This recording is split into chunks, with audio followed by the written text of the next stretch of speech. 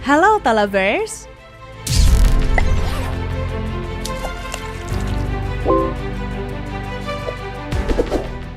Entah cari gara-gara atau cuma status siaga, sebenarnya maksud dari Cina yang terus-menerus menurunkan skuadnya untuk latihan tempur di wilayah dekat perairan milik Taiwan masih terus dipertanyakan. Akan tetapi, semenjak kunjungan Ketua Dewan Perwakilan Rakyat Amerika Serikat Nancy Pelosi ke negara ini seolah menjadi penjelas mengapa kekisruhan itu bisa terjadi. Cina menilai hal tersebut adalah sebuah provokasi yang dilakukan oleh negeri Paman Sam. Tapi walaupun Taiwan hanya memiliki jumlah personel militer sebanyak 1.822.000 tentara, ya mau nggak mau mereka harus bersiap menghadapi kemungkinan-kemungkinan terburuk. Itu pun jumlah tadi masih terbagi lagi dengan rincian 165.000 personel aktif dan sisanya lagi hanya mengisi posisi sebagai tentara cadangan. Melihat luasan negara mereka secara geografis, jumlah tersebut mungkin sah-sah saja. Tapi untuk menghadapi konfrontasi sekiranya perang dengan saudara terdekatnya tersebut harus terjadi, tentu jumlah tersebut jauh dari kata ideal. Tapi dengan adanya program wajib militer yang diterapkan di Taiwan, rasanya ada sedikit angin segar bagi mereka. Apalagi dari segi pertahanan darat, negara yang kerap dijuluki sebagai kerajaan kupu-kupu tersebut memiliki modal yang cukup. Terdapat 1.642 senjata artileri, 3.472 kendaraan lapis baja, dan 1.110 tank di pangkalan angkatan darat mereka. Nah, di antara banyaknya deretan kekuatan angkatan darat tersebut, ada MBT Leopard 2 yang bisa ditempatkan pada garis depan militer.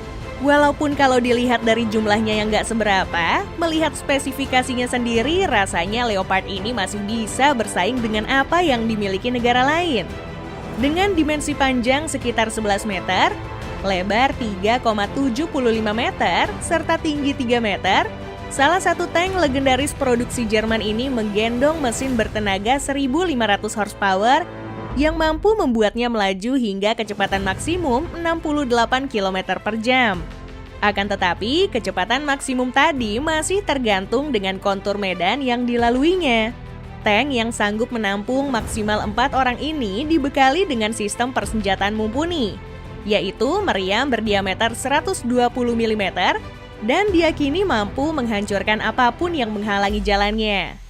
Tepat berada di belakang Leopard 2, ada tank Brave Tiger yang merupakan hasil kerjasama Amerika Serikat dan Taiwan. Pertama kali diluncurkan pada tahun 1990, tank satu ini dibekali rudal balistik yang setara dengan apa yang dibenamkan pada M1 Abraham. Brave Tiger juga dilengkapi dengan sistem yang memungkinkan untuk menembak saat sedang bergerak. Selanjutnya, mereka juga masih memiliki sistem roket artileri mobilitas tinggi bernama HIMARS yang mampu menjangkau musuh sejauh 300 km. Senjata serupa pun terbukti ampuh saat digunakan oleh Ukraina saat terlibat konfrontasi dengan Rusia. Masih ada juga kendaraan lapis baja CM32 yang cukup tangguh dengan mesin 450 horsepower-nya, serta dibekali dengan senjata utama Bushmaster berdiameter 30 mm. Sedangkan untuk senjata pendukungnya adalah sebuah senjata mesin berkaliber 7,62 mm. Kendaraan lapis baja ini dinilai bisa diandalkan di medan pertempuran.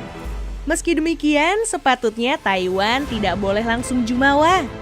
Jika melihat peta kekuatan armada laut yang sebenarnya menjadi titik vital jika mereka benar-benar digempur oleh Cina, negara berjuluk naga kecil Asia itu masih minim dalam hal persiapan.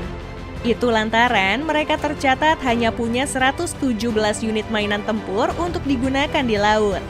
Merasa tak ingin terus-terusan seperti itu, Taiwan langsung bergerak cepat dengan menciptakan kapal perang amfibi Yusan yang diklaim dapat membantu dalam hal mendorong pasukannya di pulau-pulau terluar yang selama ini terus diperebutkan dengan negara tetangganya. Dari segi kekuatan, kapal tersebut pun gak boleh dianggap remeh. Sebab kapal perang tersebut telah dibenamkan senjata meriam hingga rudal anti pesawat sejak pertama kali diresmikan pada April tahun lalu. Sementara itu, mereka juga telah menyelesaikan kapal berjenis frigate yang diberi nama Chengkung, kapal yang siap siaga untuk melawan serangan udara. Sebab dalam versi terbarunya, Chengkung dibenamkan meriam Bofors 40 mm serta 4 rudal Xiongfeng generasi ketiga. Kemudian negara yang jumlah populasinya menyentuh angka 23,5 juta orang ini punya kapal perang Kilung. Memiliki bobot hampir 2,5 ton, kapal ini mampu melaju hingga kecepatan 38 mil per jam atau setara dengan 61 km per jam. Bukan cuma cepat, Kilung juga telah dipersenjatai Phalan X, Harpoon missile, hingga Mk-26 launcher. Wah, ngeri juga ya. Kehadiran alutsista tersebut seolah menjadi bahan pertimbangan bagi negara yang pengen coba menyerang Taiwan. Tapi tidak semerta-merta hal tersebut membuat mereka bisa lengah. Apalagi kekuatan udaranya sendiri bisa dibilang masih jauh dari kata aman. Tercatat, Taiwan memiliki total 288 jet tempur. Negara dengan luasan 36.000 km persegi ini masih mempercayakan langitnya dikawal oleh 85 Brave Eagle yang mampu melesat hingga 2.200 km per jam lantaran dibekali 2 mesin turbofan Honeywell. Selain itu, juga terdapat pesawat tempur supersonik F-5 yang telah dibenamkan sistem senjata memadai seperti rudal AIM-9 Sidewinder. Jangan lupa, ada F-16 juga yang pernah terpantau di landasan pacu milik Angkatan Udara Taiwan. Pesawat tempur yang dibangun dengan segala teknologi canggih ini diklaim mampu mengetahui detail area target yang belum diketahui sebelumnya. Plus, terdapat pula peta digital yang bisa disesuaikan dengan beberapa fitur. Terlebih lagi, sudah ada display pedestal terbaru yang dapat memberi citra beresolusi tinggi untuk dapat dilihat oleh pilot. Nah, jika benar-benar ingin menantang Cina, tentu deretan alutsista yang telah disebutkan tadi harus segera diperbanyak. Ada baiknya anggaran militer milik negara yang dipimpin oleh Tsai Ing-wen itu harus ditingkatkan. Sebab saat ini mereka cuma menganggarkan 168 juta US dollar atau sekitar 2,5 triliun rupiah saja. Tentu sudah menjadi rahasia umum jika mendatangkan 1 unit alutsista saja nggak cukup dengan duit segitu.